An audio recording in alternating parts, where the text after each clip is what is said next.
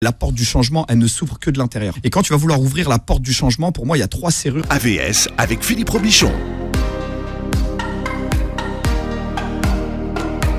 Le changement, quel que soit le changement, parce que là, on arrive à la fin de l'année, tout le monde veut changer. Il n'y a pas une personne avec qui tu discutes qui ne veut pas changer. Mais pour la porte, quand tu veux changer, en fait, déjà, premièrement, il faut savoir que la porte du changement, elle s'ouvre que de l'intérieur. Donc si tu attends que quelqu'un t'ouvre la porte, non, on peut te donner un petit coup de main, on peut te donner une direction, mais la porte du changement, elle ne s'ouvre que de l'intérieur. Et quand tu vas vouloir ouvrir la porte du changement, pour moi, il y a 3 serrures qui ouvrent la porte du changement. Il y a la serrure du savoir-faire. Ça, c'est la première des serrures. Il y a la serrure de la connaissance et il y a la serrure du désir. Et je vais vous expliquer ce qu'il en est. La première des serrures, c'est la serrure de la connaissance en vrai, qui est qu'est-ce que je veux changer et pourquoi. Bah ouais. C'est qu'est-ce que je veux faire et pourquoi. C'est quoi? Qu'est-ce que tu veux changer? D'accord? Ok?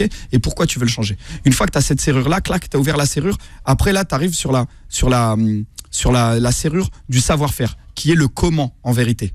Mais tu peux pas avoir le comment si tu sais pas quoi et pourquoi. D'abord, si je te dis comment faire une tarte au citron meringuée, si en vérité tu t'en fous de la tarte au citron meringuée, ça te sert à rien. Par contre, si tu veux ça, tu sais que tu veux faire la tarte au citron meringuée, ok, là, ok, tu as la connaissance.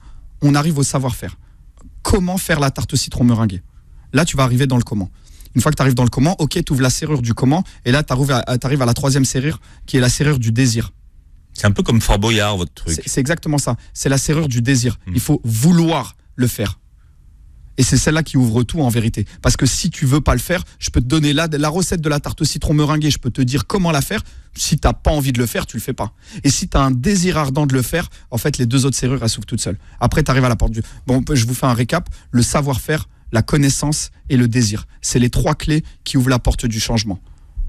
Donc, c'est la base de toute chose, selon moi. Bien, en gros, pour votre méthode de langue, vous allez y passer combien de temps par jour ?